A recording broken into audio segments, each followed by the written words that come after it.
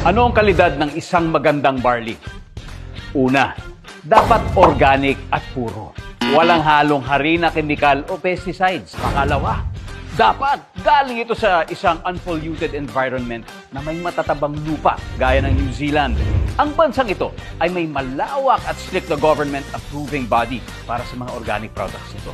Kaya kung kalidad ang pinag-uusapan, sa New Zealand dapat galing yan. At ito na, pangatlo, siyempre, dapat masarap dahil may stevia tulad ng JC Organic Barley. World-class na ISO certified pa ang plantation ng barley natin. 100% pure and organic, 100% sourced from New Zealand.